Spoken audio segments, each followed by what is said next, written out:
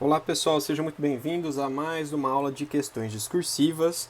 Eu sou o professor Belan e vou estar aqui com vocês durante essa próxima meia hora aí resolvendo essas questões. Tá? Lembrando que essas questões estão disponíveis aqui abaixo do nosso vídeo na descrição. Tá? Tem uma área ali de anexos, tá? Eu vou deixar essas questões que resolveremos nos próximos minutos. Bom, pessoal, então vamos dar início aqui à nossa aula de uma questão da UFO de 2018.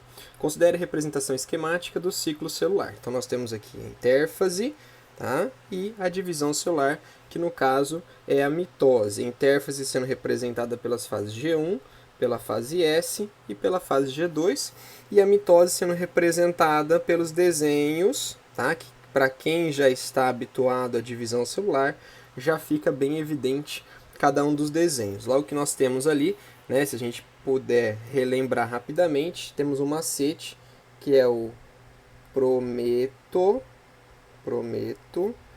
Ana, telefonar, que é aquele macete para falar das fases, né? Então aqui nós temos o pró de prófase, o met de metáfase, o ana de anáfase e o tel de telófase. Então observando aqui nós já vemos uma prófase, tá? Porque nós conseguimos identificar ali a carioteca se fragmentando, tá? Os cromossomos já em momento de espiralização, não tão nítidos, mas dá para observar. Aqui nós já vemos na metáfase, não há mais cromossomo, não há mais carioteca, os cromossomos estão alinhados na placa equatorial, ligados aos fusos de divisão. Aqui nós já estamos vendo a separação das cromátides irmãs, então isso é uma anáfase, e aqui já houve a separação do citoplasma, citocinese, isso é uma telófase e vai dar início a um novo ciclo celular, tá bom? Então só para vocês terem a noção dessa análise primária que eu fiz. Vamos ver agora exatamente o que a questão vai pedir. Baseando-se nas informações apresentadas na figura, responda as questões abaixo. Qual letra caracteriza a etapa do ciclo celular que seria mais adequado usar investigações de um cariótipo, tendo em vista a necessidade de se obter maior nitidez dos cromossomos? Ou seja, basicamente ele está perguntando qual figura da imagem, né, qual etapa, na verdade, do ciclo celular nós poderíamos usar para enxergar melhor os cromossomos. É só vocês observarem aqui no desenho que a etapa que a gente vê nitidamente os cromossomos duplicados, alinhados com mais clareza, é a etapa B, que no caso seria a metáfase, tá bom? Qual letra representa a etapa que o núcleo desaparece, os cromossomos se tornam menos condensados e os microtúbulos remanescentes do fuso desaparecem? Então essa aqui ficou um pouco confusa, nós vamos ver o porquê daqui a pouquinho, tá? Então vou responder a primeira. Qual letra caracteriza a etapa do ciclo celular em que é mais adequado investigar um cariótipo, tendo em vista a necessidade de obter maior nitidez? Então é a letra B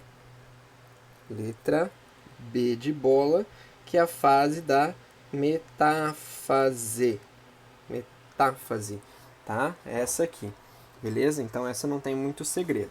A questão do continuação não é a letra B, mas é a continuação, duas perguntas na mesma letra, a gente tem que sempre se ater a isso, tá? Tá dizendo ali o seguinte: onde o núcleo desaparece, onde é que os cromossomos se tornam menos condensados e onde os microtúbulos desaparecem? A gente tem um impasse aqui, tá? Por quê? O núcleo, o nucleolo, na verdade, eu li núcleo, né? O nucleolo desaparece na prófase. A prófase, ou seja, a fase A, tá, da figura aqui, a fase A da figura, é onde o nucleolo desaparece, porque o DNA ele está completamente condensado, inativo, logo não tem mais a produção de RNA ribossômico, não tem mais aquela concentração, aquela produção de ribossomos nos cromossomos satélites no nucleolo. Então isso aí desaparece. Onde é que os cromossomos se tornam menos condensados? Na telófase. Telófase, que é o oposto da prófase, seria a letra B, D de dado. Onde é que os microtúbulos desaparecem também na telófase, seria a mesma coisa. Então eu responderia, tá? Prófase e telófase. Só que, como ele está perguntando aqui, a pergunta é como se fosse uma única letra, um único desenho que tivesse as três. E não existe esse desenho aí. Então é provável que houve um erro de formulação nessa questão. Então esta parte, essa segunda parte da questão foi anulada. Só para que vocês saibam, tá? Que a gente pode pegar isso pela frente. Então você poderia ter escrito o que eu acabei de falar. Só que é provável que essa parte teria sido anulada porque não existe nenhuma figura, né? Nenhuma letra na figura em questão que represente exatamente o que ele pediu, certo? Aí vamos para a letra B de bola. Qual etapa do ciclo celular mitótico, qual etapa corresponde às letras D e A, ou A e D, respectivamente? Essa foi bem simplesinha, né? Voltando aqui, A corresponde à prófase, tá? E D de dado, né? D corresponde à telófase, tá? A corresponde à prófase, aqui, e D corresponde à telófase, tranquilinho. Aí nós vamos para a letra C. Vamos aqui para a letra C, deixa eu enquadrar ela inteirinha aqui. Na letra C, nós temos a seguinte situação.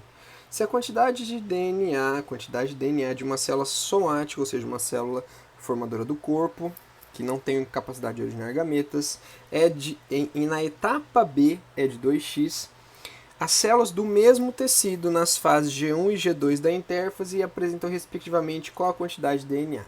Então vamos voltar aqui em cima. Ele usou, né, a 2x como padrão. Então na etapa B. Então aqui eu tenho 2x de DNA. Tudo bem? Lembrando que isso é uma metáfase. Aí ele está perguntando na fase G1 e na fase G2. Vamos lembrar que a duplicação ocorre aqui na fase S. Então é nesse momento que o x vai para 2x. Então quer dizer que antes da fase S, ou seja, G1, eu tenho fase ou quantidade x de DNA. E na fase G2, já passou pela duplicação, eu tenho a quantidade 2x de DNA. Então aqui nós teríamos x, duplicação na fase S, 2x na G2, 2x na fase A, 2x no B, 2x no C, considerando que eu teria x de um lado e x de outro, mas ela não se dividiu ainda. E aí, finalmente, em D, x de DNA em cada uma das células formadas, tá bom? Então, seria essa a resposta. G1 eu tenho x de DNA e G2 eu tenho 2x de DNA. Beleza? Acho que é isso que eu tinha para falar, tá? Sobre essa questão. Bora agora para a próxima questão. A segunda questão eu escolhi essa aqui, a questão 36, tá? Da UFJF, que diz o seguinte: sabemos que cada tipo de célula possui um período específico para a realização do ciclo celular e que há dois tipos de divisão celular, a mitose e a meiose. De acordo com as etapas abaixo, responda qual a principal diferença encontrada na metáfase mitótica e na metáfase 1 da meiose. É uma das principais questionamentos dos estudantes, como eu consegui identificar isso aí. Então, nesse momento, eu vou passar aqui para o lado, nesse pequeno resuminho, tá? Em que nós vamos falar sobre o assunto. Então, veja só, o que eu tenho aqui? Na mitose, tá? Na metáfase, o que eu vou ter? Eu vou ter uma célula e eu vou colocar aqui, ó, 4 cromossomos. 1, 2, 3, 4, tá?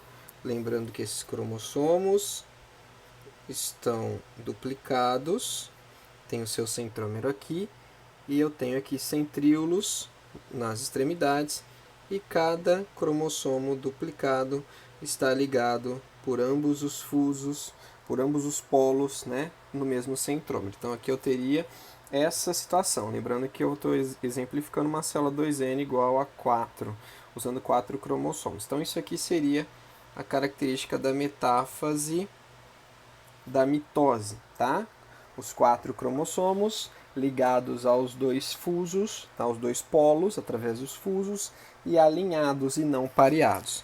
Tá? Já na meiose, em que eu teria, meiose 1 no caso, teríamos a célula, aí nós teríamos um cromossomo duplicado ao lado do seu par, um cromossomo duplicado ao lado do seu par, tá?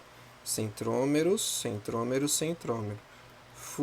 Centríolos nas extremidades, nos polos, fuso ligado de um lado, apenas, somente de um lado, tá? Então, essa aqui nós teríamos a metáfase 1 da meiose. Os mesmos 2N igual a 4, só que aqui eles estão pareados, lado a lado, e cada cromossomo duplicado está ligado a apenas um dos polos, enquanto que lá na mitose eles estariam ligados em ambos os polos. Então essa seria a configuração das metáfases em questão, tá?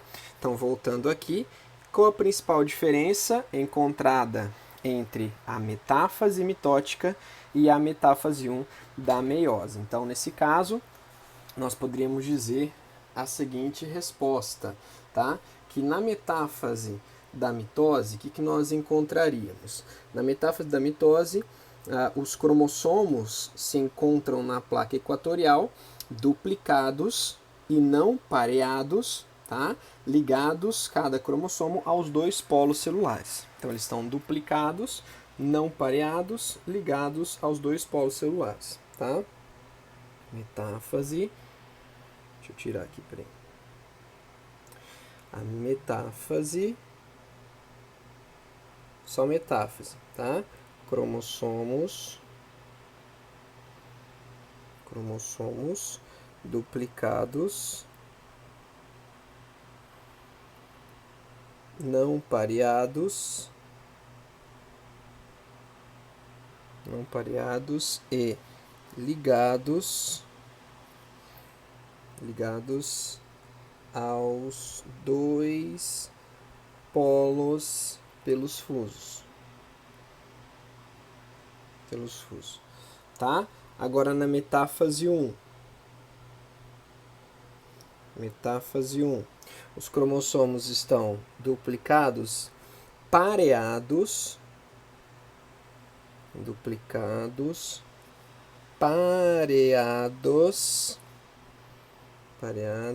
e ligados a apenas um polo.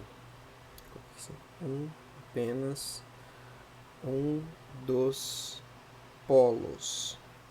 Tá? Então seria basicamente isso. Aí eu tenho na letra B.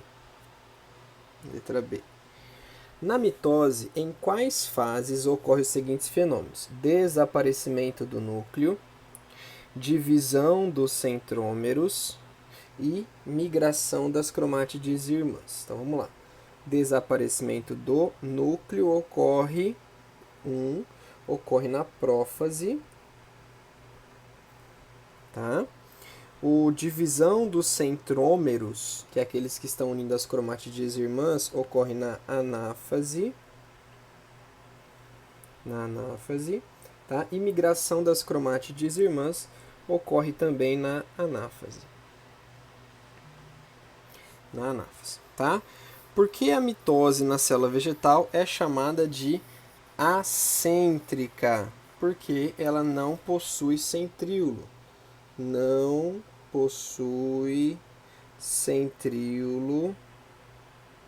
Tá? E áster. Então, acêntrica ou anastral não possui centríolo, e áster, que são estruturas presentes apenas em células do tipo animal, tá bom? Então, é essa a resposta da questão. Vamos para a próxima questão, para a terceira questão da nossa aula. A questão 37 da FAMEMA de 2017 diz o seguinte: a figura representa uma célula animal com os pares de cromossomos homólogos na região mediana durante a meiose 1. Então vamos só observar aqui. Por que é uma célula animal, né? Porque nós observamos que existe aqui centríolos com áster, coisa que não existe na célula vegetal, tá? Apesar de ele ter falado, porque nós observamos que é uma meiose, porque eu tenho cromossomos pareados na placa equatorial e cada cromossomo duplicado ligado a apenas um dos polos celulares, tá? Algumas coisas que nós falamos nas questões anteriores. Quantas moléculas de DNA existem na célula apresentada, tá bom? Então vamos ver o seguinte, com relação ao DNA. O DNA é uma molécula com uma fita dupla, tá bom? Isso é uma molécula de DNA. De modo geral, tá? Cada molécula de DNA corresponde ao que a gente chama de cromátide, ok? Quando eu tenho uma situação dessa, um cromossomo duplicado, significa que ele tem uma molécula de DNA em uma cromátide e ele tem outra molécula de DNA em outra cromátide. Ou seja, esse cromossomo que está duplicado, como esses aqui, cada cromossomo tem duas moléculas de DNA. Então, nesse caso, quantas moléculas de DNA existem na célula? Então, o que nós estamos vendo na célula ali? Nós estamos vendo 6 cromossomos duplicados, que são iguais, né, a 12 moléculas de DNA. Cada molécula de DNA tem duas fitas. Ele não perguntou isso, fique bem claro, tá?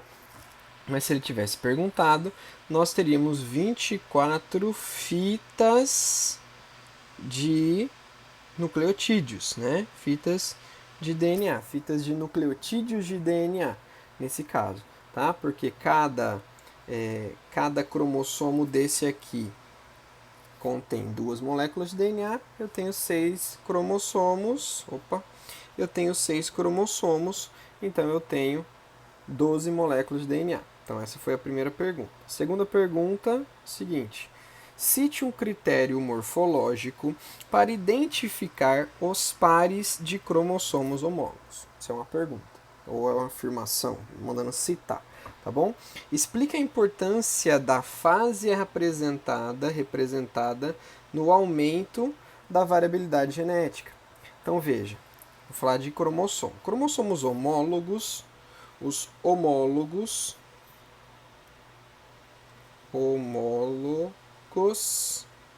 tá? Eles são iguais em basicamente 3 aspectos. Forma, tá? Eles são iguais em tamanho, ok? Eles são iguais em genes, tipos de genes. Então, forma. Forma a gente pode ver o seguinte: todo cromossomo tem essa bolinha aqui no meio chamada de centrômero, tá?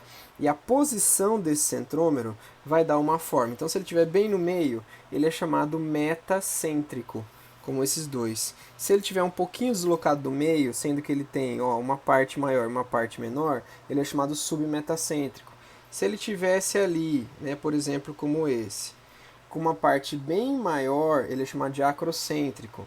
Se ele tivesse com o centrômero na extremidade, ele seria chamado de telocêntrico, como esse aqui que vocês acabaram de ver, ó. Tá bom? Então, eles, para ser homólogos, eles têm que ter a mesma classificação.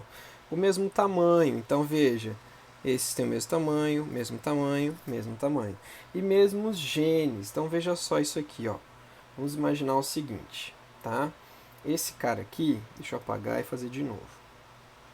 Esse cara aqui, ele é homólogo ao outro. Vamos imaginar, não está perfeito, né? Mas vamos imaginar que eles são homólogos, tá bom? Então, se esse cara aqui tiver o gene azão, tá bom?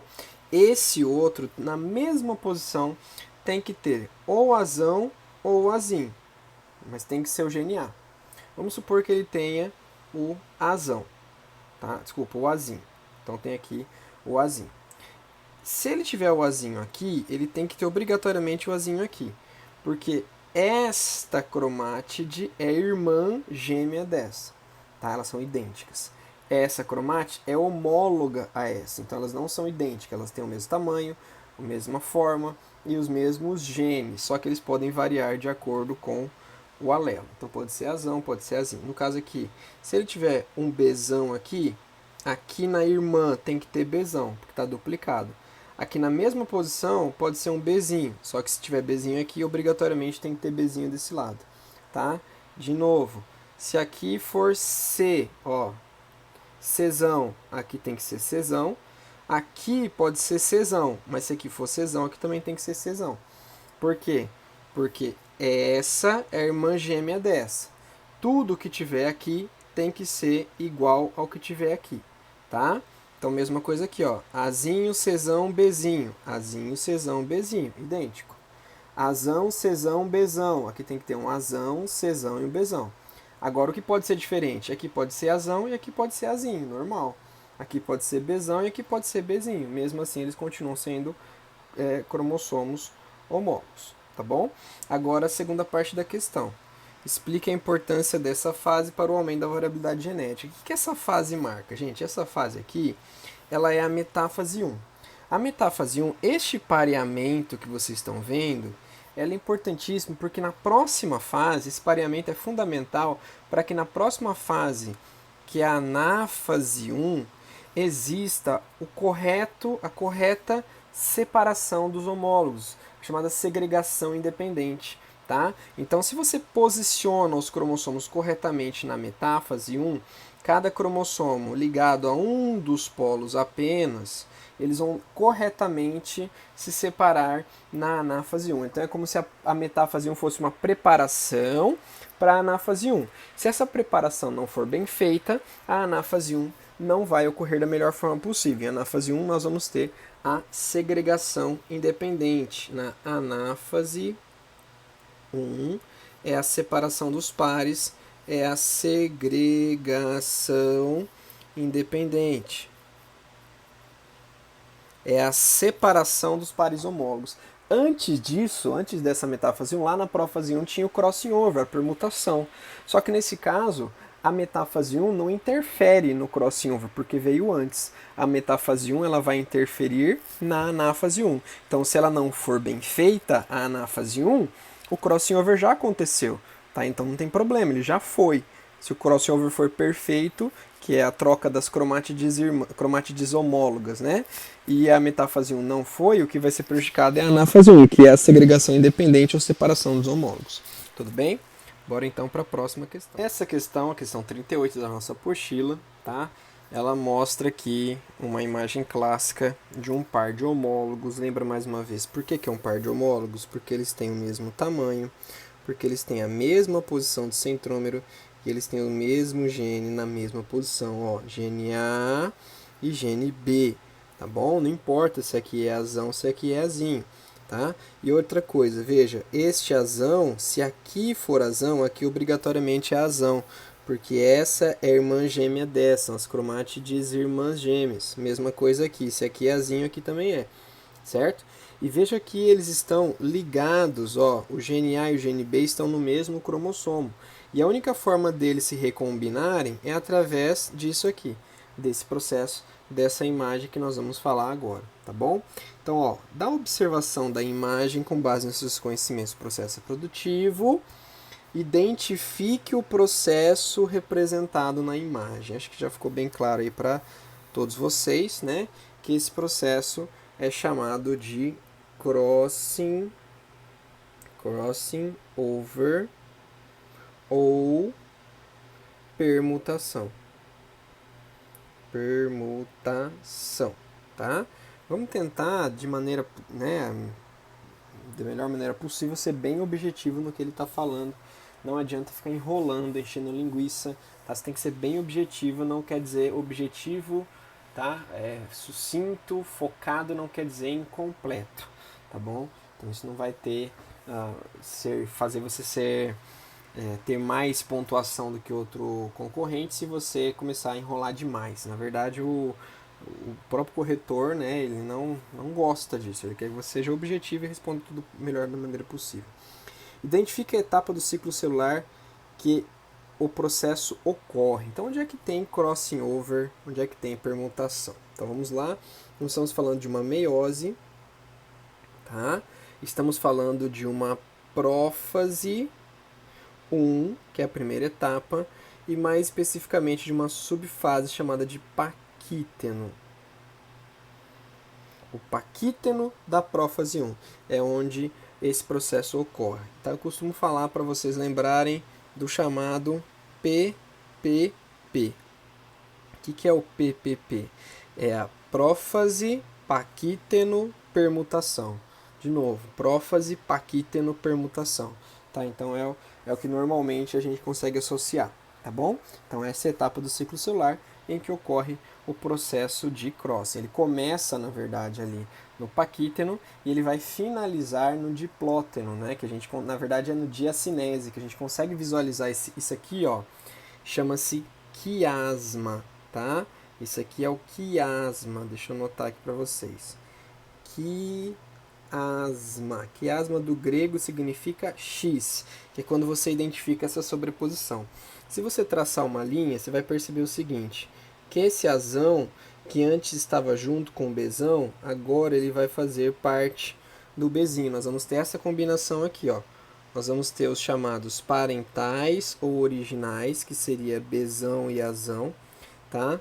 Do outro lado, nós teríamos o Bzinho e Azinho. E agora nós vamos passar a ter o quê? Um recombinante.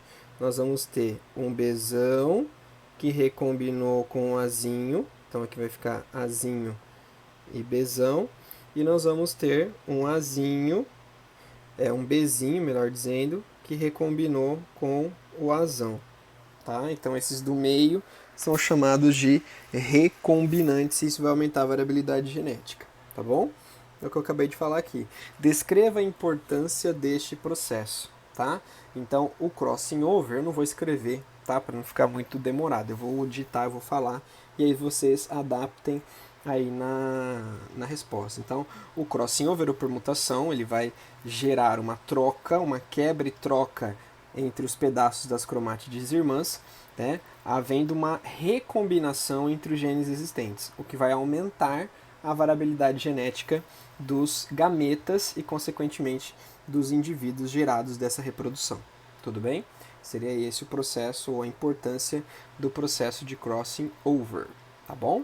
Então vamos agora para a próxima questão. E essa aqui é a nossa última questão da aula, tá? Questão 39 da UEL, que diz o seguinte: um pesquisador determinou as variações dos números cromossômicos e de moléculas de DNA ao longo do tempo em células vegetais em reprodução sexuada e assexuada. As variações nas quantidades de molécula de cada célula nos dois casos estão representadas pela figura A e B, tá bom? Então, na figura A, aqui, nós temos o número de cromossomos por célula, 4, 4, 4, 8 e 4. Então, houve essa variação aqui do número de cromossomos durante esta fase. Mas, de modo geral, começou 4, terminou 4. Tá bom? Número de moléculas de DNA por célula. Tinha 4, foi para 8, manteve 8, manteve 8, manteve 8, caiu para 4 e voltou ao normal. Agora, na figura B, tinha 4, 4, 4, 4, foi para 2, depois 2, foi para 4, porque duplicou, né? Duplicou não, separou as cromátides irmãs e voltou para 2. O que importa é que tem 4 no começo, tem 2 no final. Em relação a moléculas de DNA, tinha 4, foi para 8, voltou para 4, caiu para 2. Então fica bem claro para a gente que se trata do quê, né? Isso aqui é uma mitose. Por quê? Porque o mesmo número de cromossomos que inicia é o mesmo número de cromossomos que termina, tá? E a mesma quantidade de moléculas de DNA que se inicia é a mesma quantidade de moléculas de DNA que termina, tá bom? E a figura B trata-se de meiose. Porque eu inicio com 4 e eu finalizo o processo com metade. Eu inicio com 4, tá? Eu finalizo o processo com metade. Tudo bem? Então, basicamente, essas são as considerações sobre o desenho. Vamos ver agora o que está sendo pedido nas alternativas. Figuras A e B. Mudança do número de cromossomos de moléculas de DNA durante o ciclo celular. O número de cromossomos por célula é igual ao número de centrômeros. Esse é o critério. E o número de moléculas de DNA é igual ao número de cromátides. Se a gente voltar aqui rapidinho, é que apesar que não dá para ver muito os centrômeros, então não vai adiantar nem falar sobre isso, tá? Que tipo de divisão celular está caracterizando a figura A? Acabamos de falar, é a mitose. E a figura B é a meiose. Eu respondi isso lá na questão, na página anterior. Qual tipo correspondente às células em reprodução sexuada? É a meiose que corresponde às células em reprodução sexuada. Lembrando que em reprodução sexuada haverá a formação de células com a metade do número de cromossomos e com variabilidade genética. Tá? Qual tipo corresponde às células em reprodução assexuada? Reprodução assexuada é aquelas que vão manter as características dos descendentes, tá? Então, nesse caso, vão ser relacionadas à mitose, tá bom? Então, justifique sua resposta. De modo geral, nós vamos ter os gametas com uma variabilidade genética grande, tá? Porque vem de meiose, e enquanto que nós temos outras células de assexuada, por propagação vegetativa, por esporos e por outras formas de reprodução assexuada que tem variabilidade genética zero, né, ou nenhuma, porque a célula mãe é idêntica à célula anterior, tá bom? E o item B diz o seguinte: explique as características genéticas dos descendentes nas reproduções sexuada e assexuada. Foi basicamente ali que a gente tinha conversado, mas eu vou voltar, vou mandar aqui pro lado, numa anotaçãozinha aqui, pra gente colocar o seguinte coisa, ó. Então eu vou pôr aqui, assexuada, reprodução assexuada, tá? Que eu tenho que lembrar da reprodução assexuada. Eu tenho, não precisa de parceiros, tá? Primeira coisa, ela é rápida, geralmente, tá? E ela gera indivíduos, gera descendentes idênticos. Quer dizer que isso é ruim? Não. Por exemplo, se eu tiver um ser que tem uma característica excepcional, excelente, né? Por exemplo, uma bactéria que tem resistência a antibiótico. Se ela tiver uma reprodução assexuada e você tiver, né, um monte de clones ali, uma descendência com muitos indivíduos idênticos, eles vão herdar essa característica boa, essa característica, tá, necessária para a sobrevivência. A questão é, por ser idêntico, qualquer coisa que abalar ali aquela população pode levar a um extermínio. Então, uma vulnerabilidade que aquela genética tenha, né, um novo antibiótico, um novo parasita, um indivíduo ali que entre um competidor e se seja vulnerável àquela população, todos são vulneráveis. Isso aí pode acabar levando à extinção, tá? No caso da reprodução sexuada,